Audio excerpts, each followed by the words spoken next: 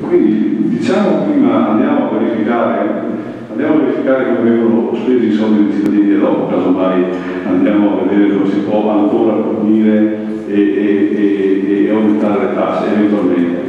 Grazie.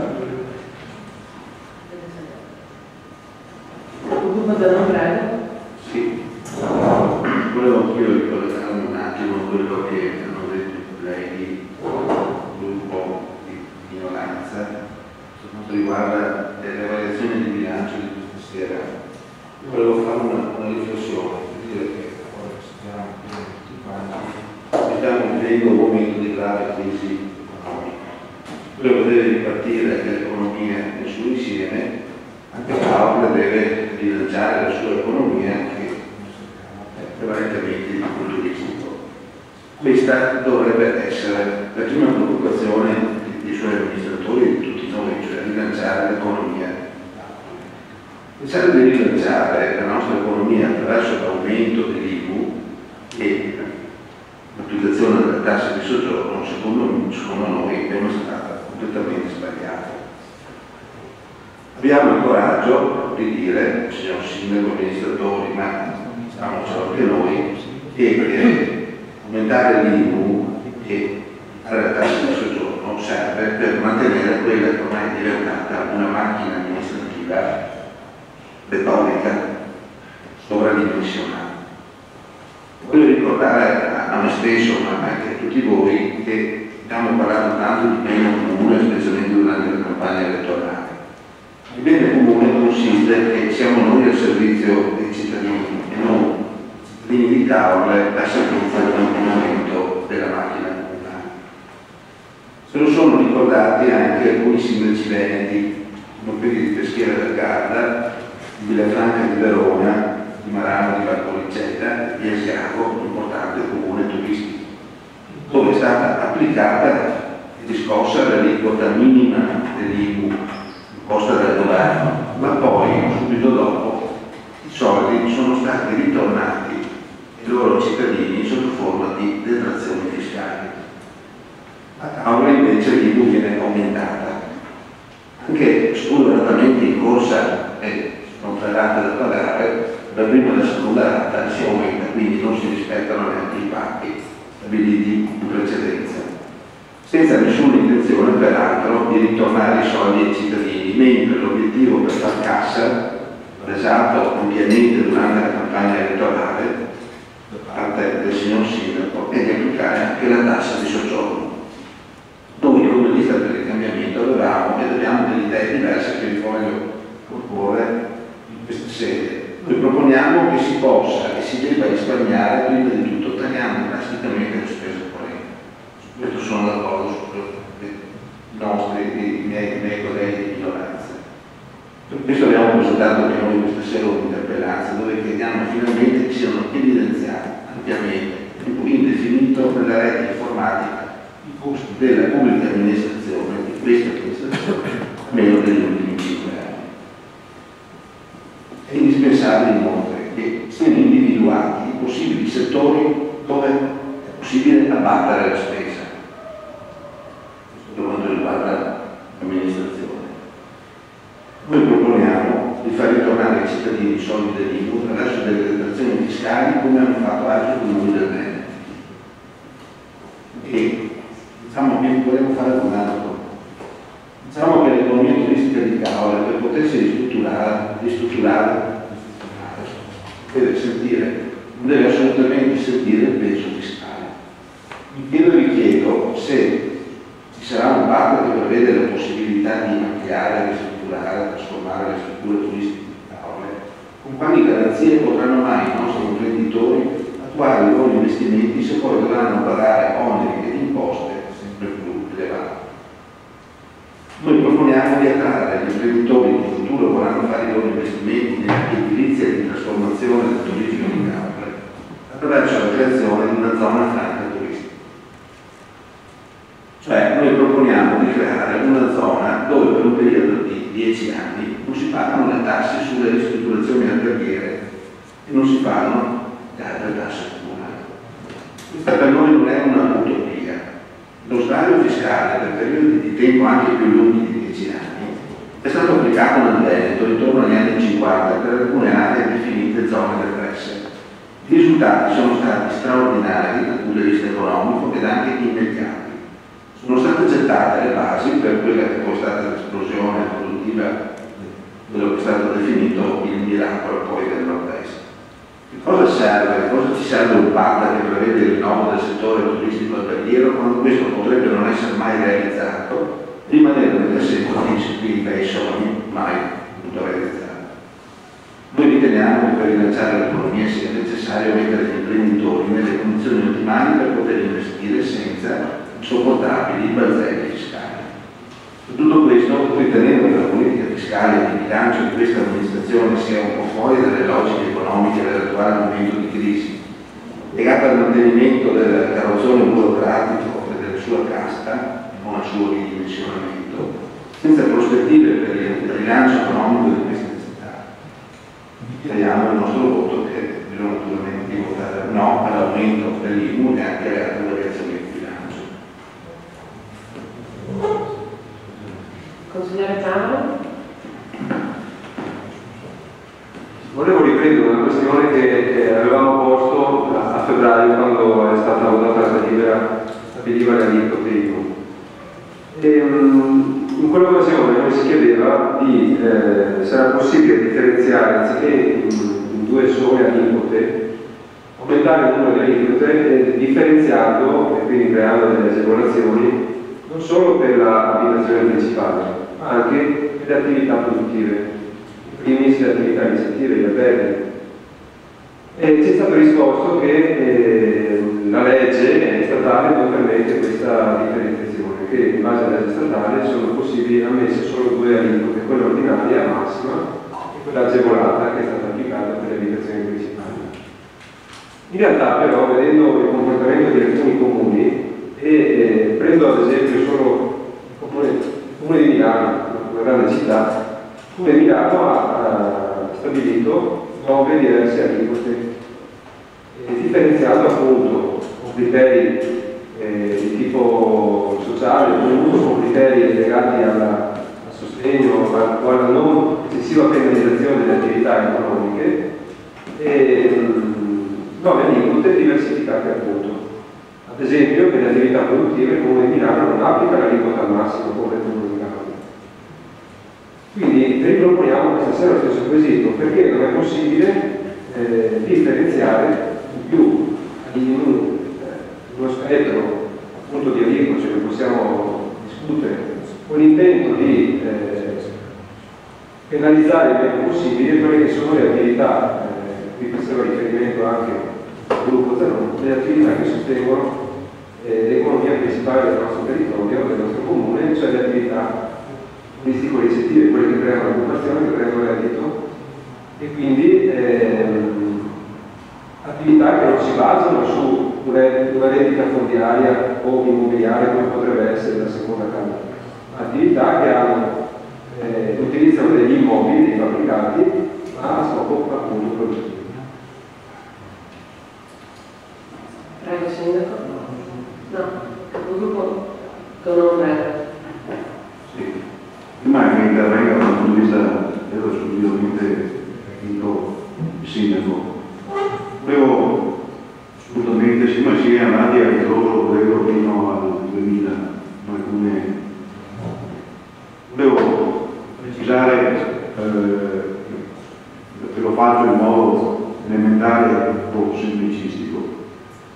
Noi stasera stiamo esaminando una questione che è data da un bilancio di previsione e quindi questa amministrazione comunale parte comunque da un bilancio che è stato approvato prima dell'insediamento di previsione, prima appunto di questa amministrazione, che si sviluppava uno studio da parte della precedente amministrazione che partiva praticamente da ottobre-novembre del 2012. Noi saremmo stati in grado di portare il bilancio di previsione già il 25, cioè non il 25 ma il 27 o il 28 di dicembre dell'anno scorso. Io apposta l'ho qui, sostanzialmente quasi quasi ricarica le variazioni che stiamo facendo in questo momento. Quindi questa è una responsabilità, nel senso che l'amministrazione è gerente, ma vista le variazioni che stiamo attuando, aveva già precise quelle che erano le aspettative dei nostri cittadini, della nostra comunità, dare delle indicazioni e degli orientamenti molto precisi. Io invito a fare un esame completo e preciso quando depositeremo il bilancio sul tipo, perché si era prefissato di mantenere i servizi, mantenere quei benefit che stavano alla persona e ai nostri cittadini, facendo e organizzando all'interno di questo bilancio di previsione, sto parlando di un bilancio di previsione, naturalmente con variare o dei contributi, delle contribuzioni oppure dei fondi che possono arrivare o non arrivare, come stanno non arrivando dagli enti sovracomunali, avere un risultato che restituisca ai nostri cittadini sicuramente dei valori. Quindi non è assolutamente vero che noi chiediamo dei soldi in più ai nostri cittadini perché non teniamo d'occhio la spesa corrente. Dobbiamo solamente i tagli che ci siamo fissati che aumenteranno e saranno superiori ai 500.000 euro sulla spesa corrente. Dobbiamo far fronte, questo non è un luogo comune come dice il consigliere Miso, una riduzione dei trasferimenti, questo non lo possiamo non negare, e su una oculatezza delle spese. Poi è chiaro, questo è partito dalla scorsa amministrazione, è partito già con la moralizzazione che ex assessore Zanoni, ed era presente in quella giunta, perché era assente. no, lei molto probabilmente la deliberazione non dato che era assente. Ecco, ma si se era presente o se era assente. probabilmente così ci mettiamo, così si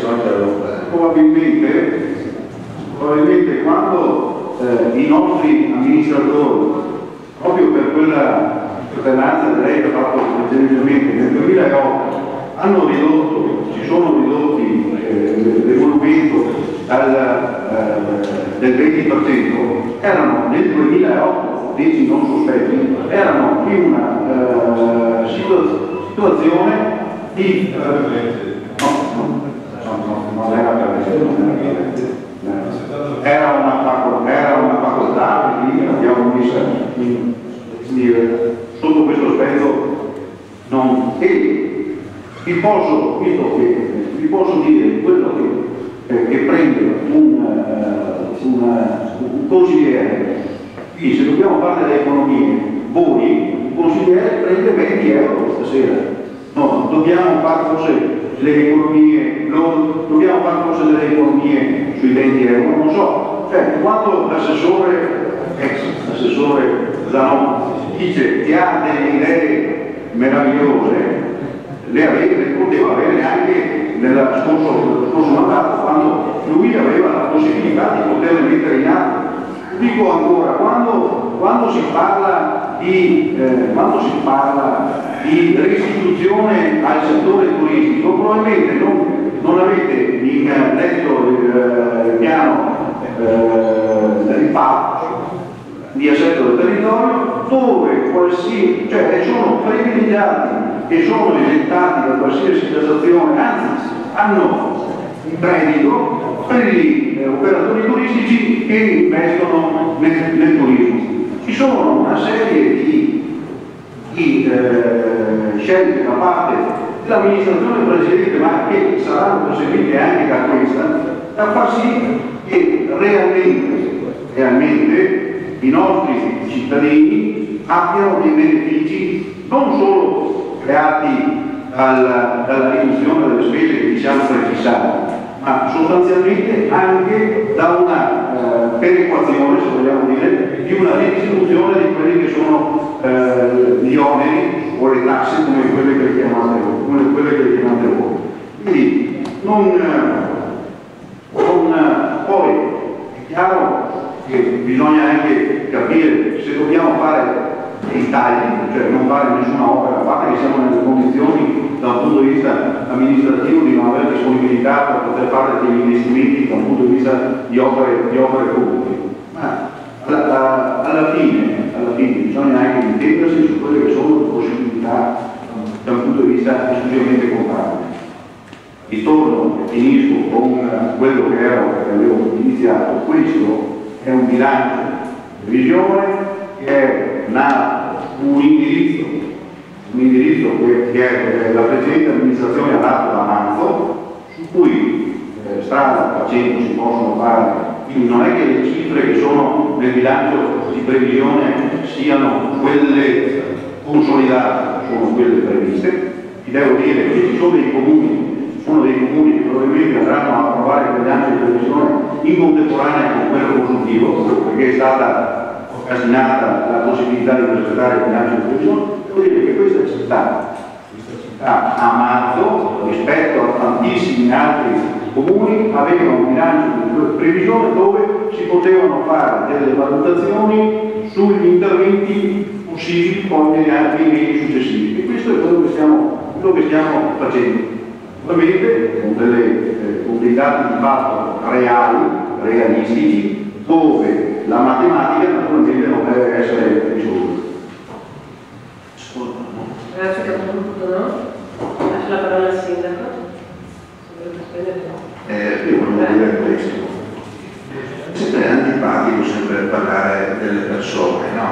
Dobbiamo tenerci secondo me anche dei concetti un po' generali, perché vedete voi dite in continuazione che l'amministrazione non ha fatto niente, lei non può rispondere dicendo lei quella volta c'era, quell'altro non c'era, io c'ero, ma c'era.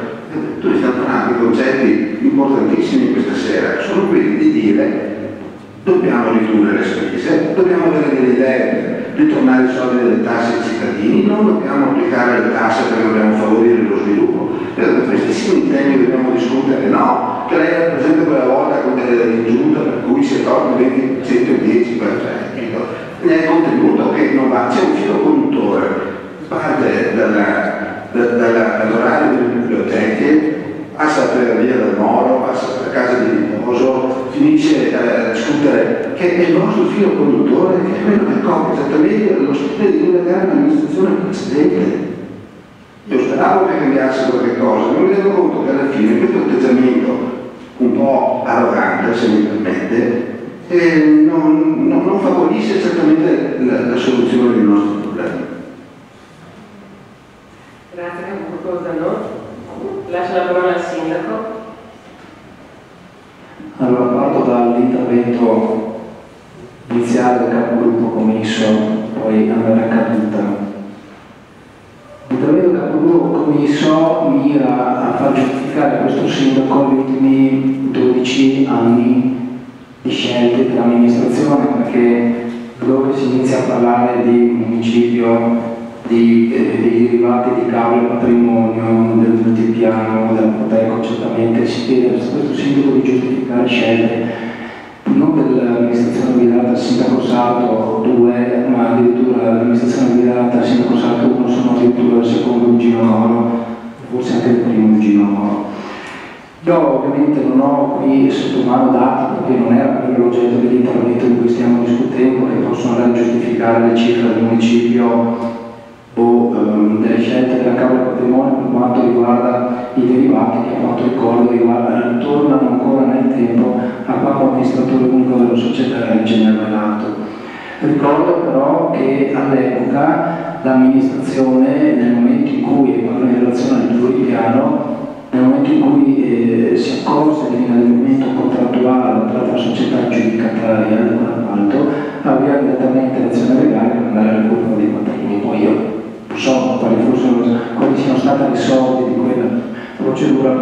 fui io l'avvocato che si dica cosa, però nel momento in cui lei parla della transazione tra il Comune di Caore e l'avvocato Massimo Carlin a seguito dell'arresto del professionista, allora lì mi torna nel vivo e ha raccontato tante bugie lei, perché nel momento in cui si pretende di attribuire un certo significato, un parere legale motivato negli atti, quando quel significato quel parere non dice, allora non va bene.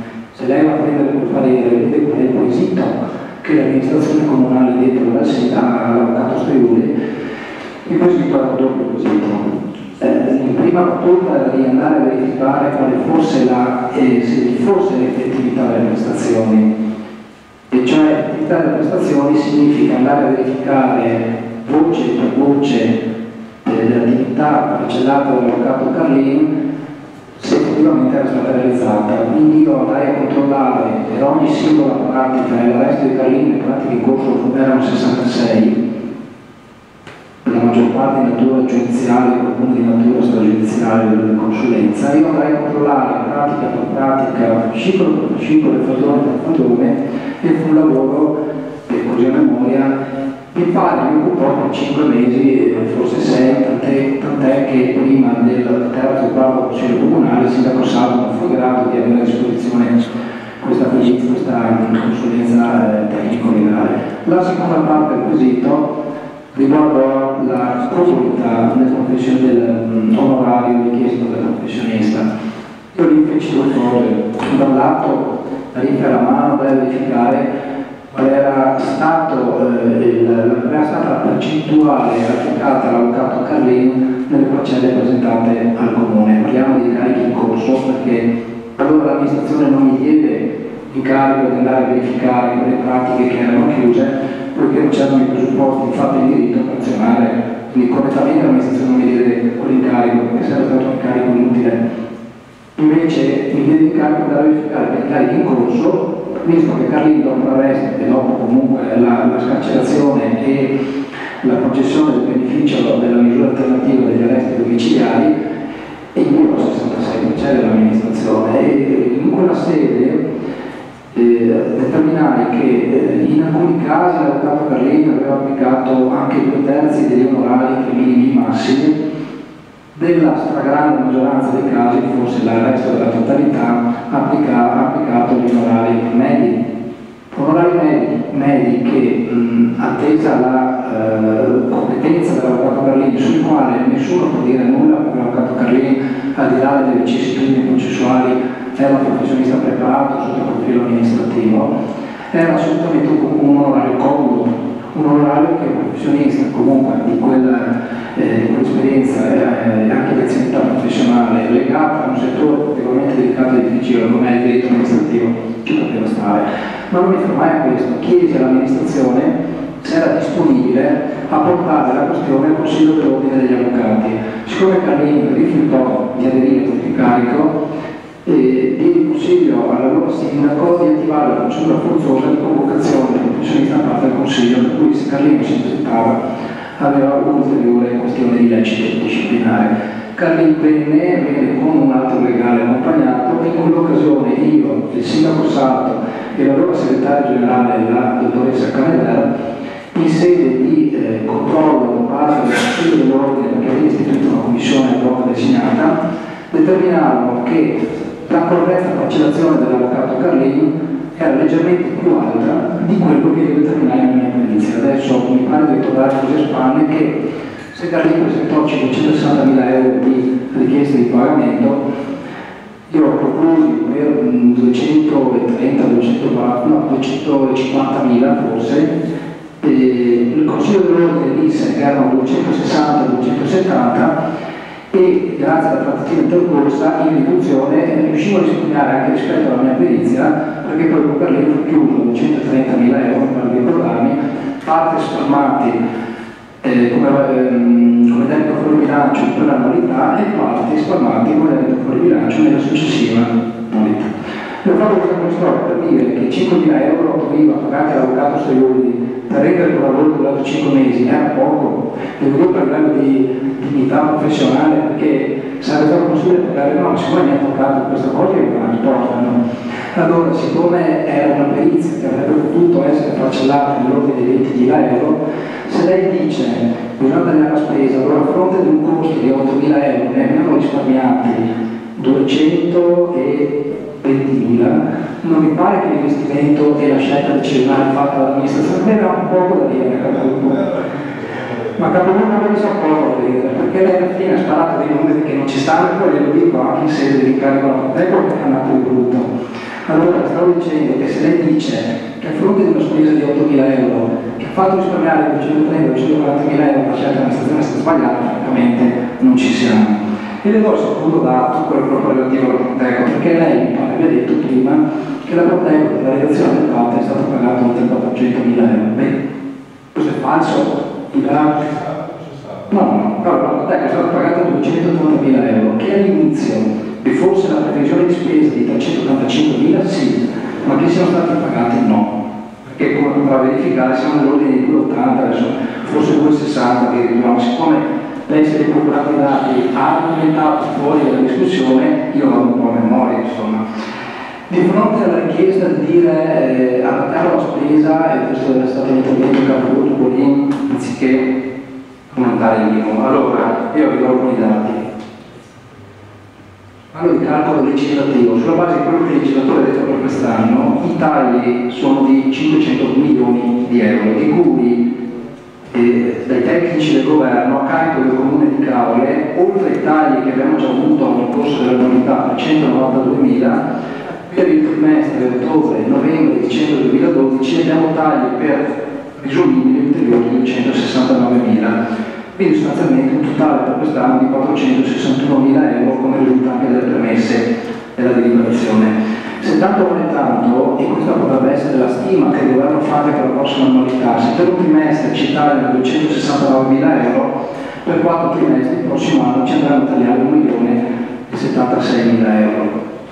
Allora, attesa questa premessa, vi dico, non sarà certo la zona franca del capogruppo Zanon che andrà a risolvere i problemi, perché guardate, metà dell'IMU pari a circa 5 milioni di euro e pari al 50% della tariffa base 0,76, con 5 milioni di euro che lo Stato non ci lascia, questo milione di euro di ulteriori tagli e trasferimenti e che il prossimo anno saranno anche aggravati, portano a 6 milioni di euro lo Stato italiano si tiene, anziché dare il comune di Caole, sono soldi ai nostri cittadini.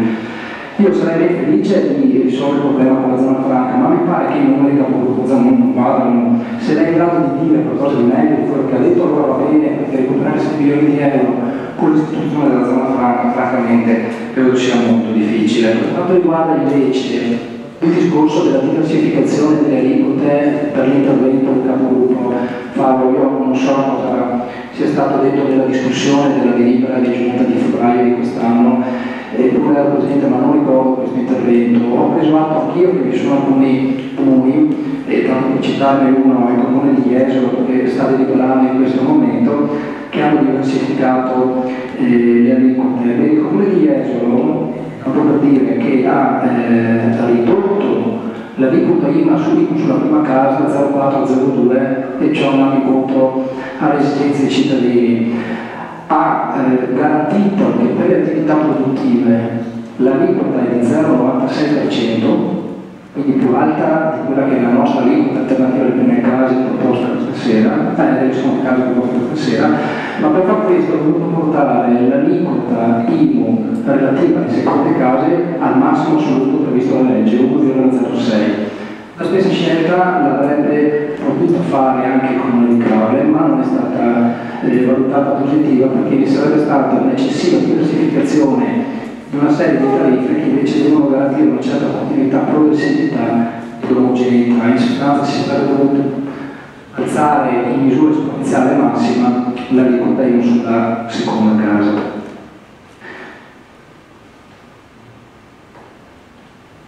L'ultimo dato, a seguito dell'aumento di questa sera dell'IMU su ciò che non è l'abitazione principale, vi do i dati dei comuni o i limitrofi, tanto per capire che il comune di Caole è nella fascia medio-bassa per quanto riguarda le aliquote applicate. Però Caole ha l'aliquota IMU sull'abitazione principale 0,30 e 0,95 quella di questa sera. San Michele del Tagliamento a 0,40 sulla prima casa e 0,98 sul resto. Il comune di Jesolo a 0,20 sulla prima casa e 1,06 sulla seconda casa e attività produttiva 0,96. Il comune di Eraclea ha portato a 0,97 contro 0,40 dell'IMU sull'abitazione principale. San Milano di Piave ha tenuto più bassa l'aliquota sulle seconde case, riducendola a 0,87, ma ha dovuto alzare l'aliquota sull'abitazione principale a 0,45. Il comune di Concordia Statutalia al pari nostro sulla seconda casa 0,95, ma ha portato l'abitazione principale a 0,40. Allora voglio dire, siamo alla fascia medio-bassa, ci sono tagli derivanti da quello che per l'IMU non ci lasciano e per quello che ci deriva dai tagli alla spending review che non sono diversamente risolvibili in sede di periodo di bilancio.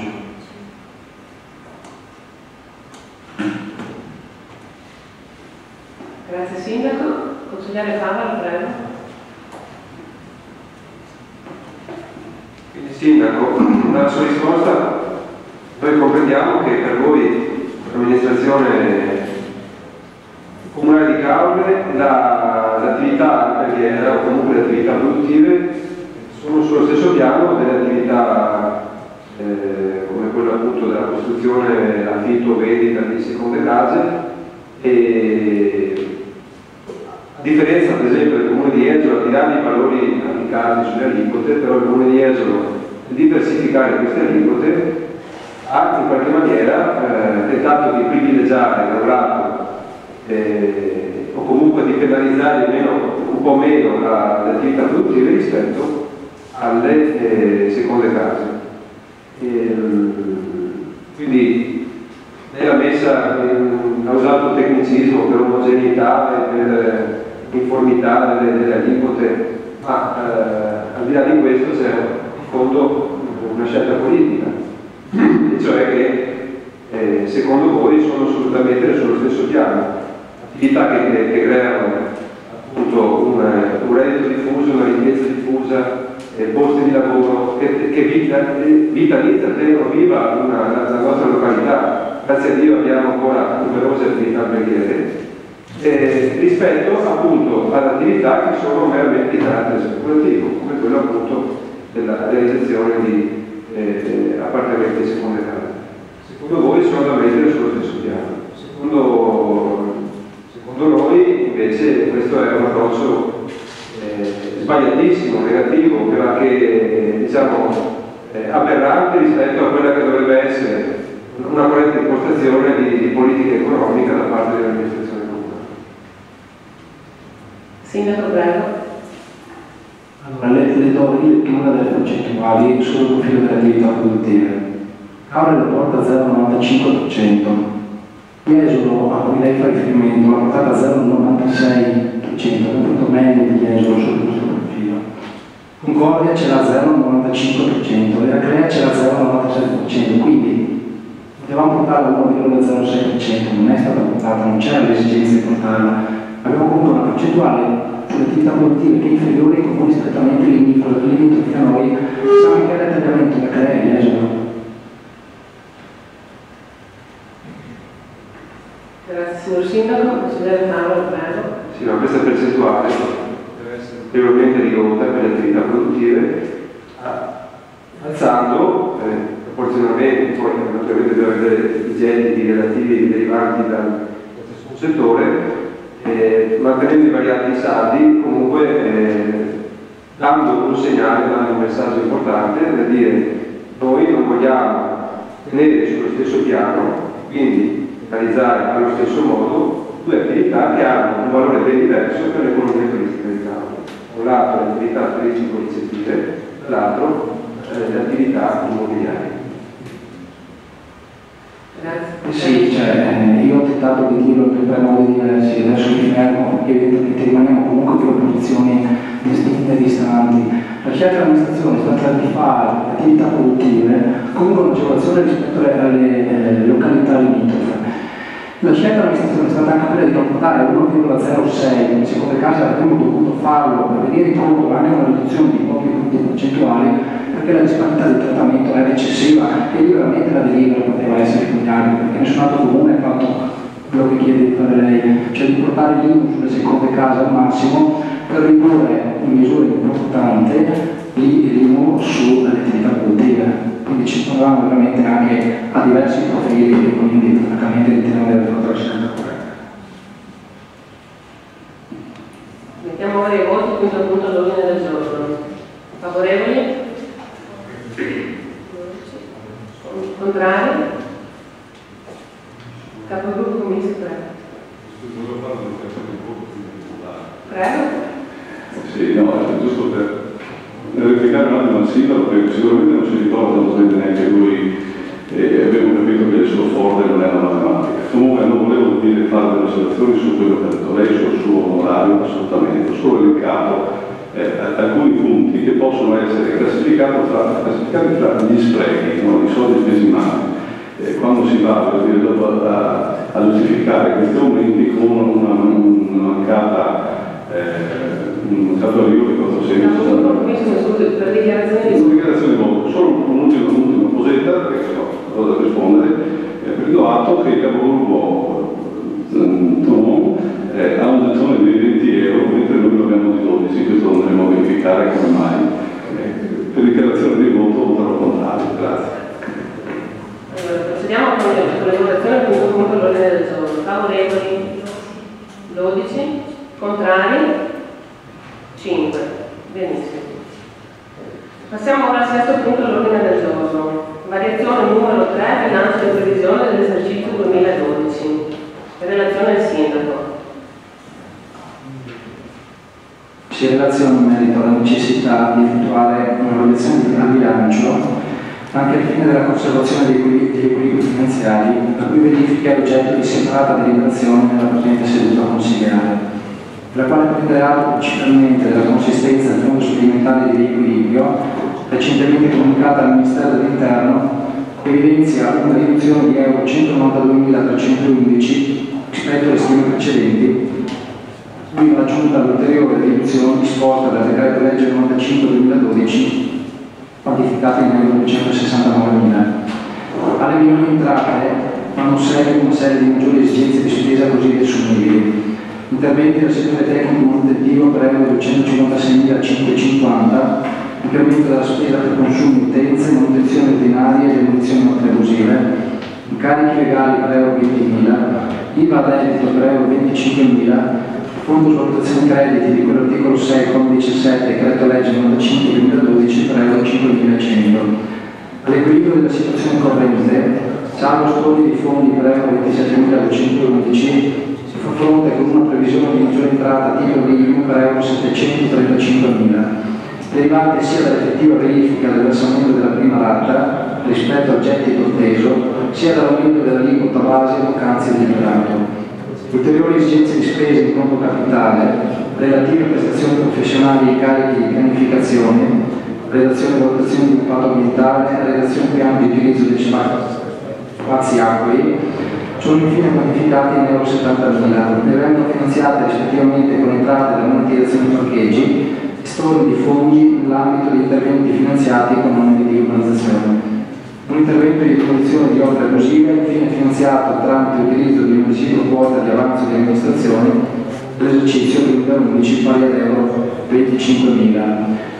Tanto premesso, si chiede al Consiglio Comunale di apportare al bilancio di previsione per l'esercizio 2012 le variazioni descritte premesse e riportate nello schema costituente allegato 1 presente atto, di dare atto del rispetto delle norme di legge innanzi richiamate, di dare atto in particolare che anche dopo la presente variazione è garantito il rispetto del principio di pareggio del bilancio, aggiornato nella somma di euro 36.770.744,30 come da prospetto costituente allegato numero 2, di dare infine atto del permanere del tendenziale rispetto del patto di stabilità come da prospetto costituente allegato numero 3.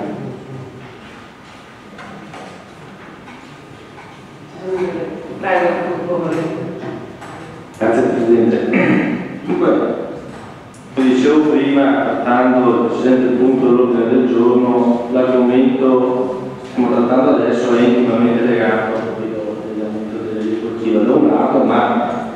osservato come in realtà sia niente altro che l'esplicazione di una precisa scelta, noi non la condividiamo, la rispettiamo, che è quella di un'amministrazione che dice ai cittadini: noi abbiamo bisogno di soldi e siccome sono le spese, i soldi veniamo a chiederli a loro. In questo caso si tratta di un aumento, ad esempio per quanto riguarda l'IMU, che genererà maggiori introiti per il comune di Capua rispetto alle previsioni IMU di 735.000 euro, ma è stato già anche osservato in sede di interpellanza, piuttosto che della discussione consigliare di questa sera da parte dei colleghi di opposizione, risulta che negli articoli di giornale, potrei essere smentito, e l'intenzione di questa amministrazione è quella di introdurre la tassa del soggiorno, cioè pure nel quadro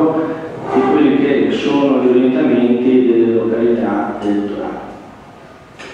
Noi lo dicevamo in campagna elettorale, ma non perché fosse uno slogan, tanto perché vi credevamo, vi crediamo tuttora, che la strada invece sia non quella dell'aumento delle imposte o in generale del gettito tributario, quanto piuttosto quella della razionalizzazione della spesa, dell'utilizzo di tecniche e di risorse in modo più appropriato, piuttosto che appunto nel contenimento di quelli che sono i costi. Allora io, dando una scorsa ai documenti che ci sono stati consegnati per approfondire appunto l'ordine del giorno, noto da un lato che vi è la soppressione del capitolo relativo, di fatto quantomeno l'azzeramento, più che la soppressione, chiedo scusa, del capitolo relativo al contributo regionale per il riordino dell'archivio del consorzio di Scherzo.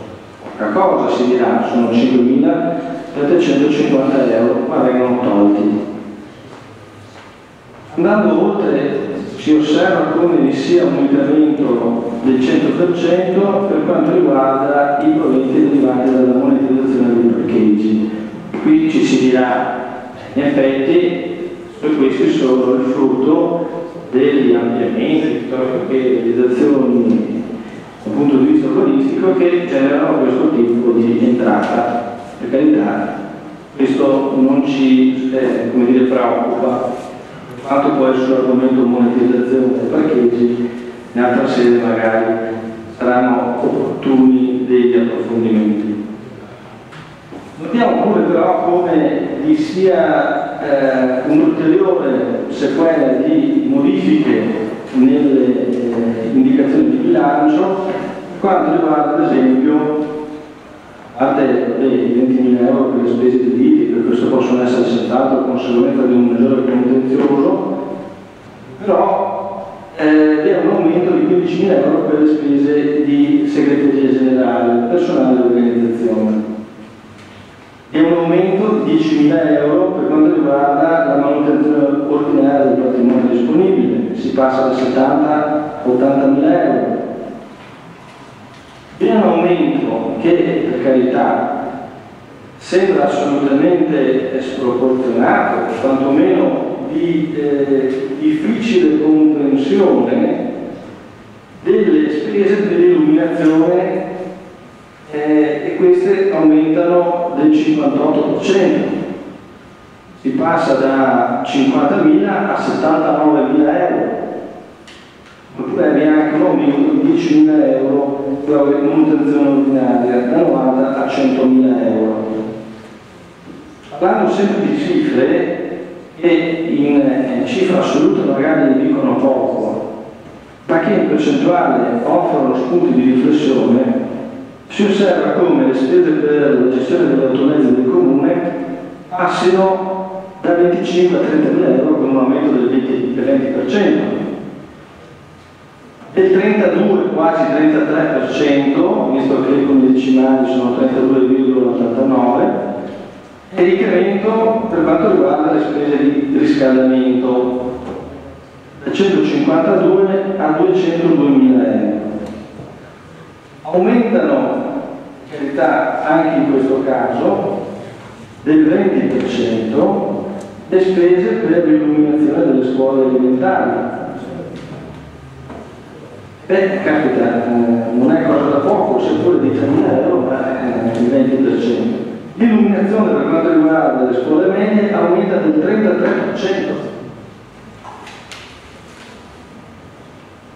Tenuto conto anche dell'aumento prima citato del capogruppo commisso del 18% per l'illuminazione pubblica e un ulteriore aumento del 3%, quindi tra una variazione e l'altra complessivamente il costo di consumo dell'energia elettrica del comune di Cameri sembra aumentare del 21%. Del 36% aumentano le spese di gestione e di manutenzione degli impianti di illuminazione. Addirittura con la cifra iperbolica del 431% aumentano i costi, o meglio le spese per le fontane, da 16.000 a 69.000 euro. Pardon, scusate, a 85.000 euro perché aumento di 69.000 euro nelle spese. E dell'80% aumentano le spese per il servizio di distribuzione acqua ed energia elettrica nel mercato settimanale. Allora, alla luce di queste cifre, a finire, basti citare il fatto che vengono ridotte del 30% gli stanziamenti per la manutenzione straordinaria del patrimonio comunale, che vengono aumentati e quindi stanziati 20.000 euro che erano zero al fine di coprire costi per incarichi per opere pubbliche e per incarichi urbanistici addirittura 50.000 euro a fronte di una previsione iniziale di 10.000, mentre vengono sottratti 20.000 euro alla manutenzione straordinaria delle strade. Allora quella che è la nostra prospettiva di una politica che sia più attenta, più accorta alla gestione della spesa pubblica, che non voglia mettere le mani in tasca ai cittadini per ricavare quelle che sono risorse da destinare a chissà quali spese, noi vediamo che in realtà è esattamente il punto di vista opposto a quello che sta perseguendo questa amministrazione. Anche perché, e non voglio essere polemico, perché la mia non è volontà polemica, ma semplicemente di constatazione di numeri. Evidentemente, se ci sono aumenti così sproporzionati, 20-30%, piuttosto che il 431% delle fontane, e l'errore c'è. Allora questa amministrazione l'ha fatto o nella previsione iniziale o lo sta facendo adesso, perché aumenti così sproporzionati non sono diversamente giustificati e per queste ovvie ragioni noi non potremo che votare contro questa delibera. Capogruppo Turno, prego. Mi devo ripetere, cerco di essere ancora più semplice. Allora, la precedente amministrazione ha voluto dare un indirizzo con un bilancio di previsione che poteva essere portato in questo Consiglio Comunale di fronte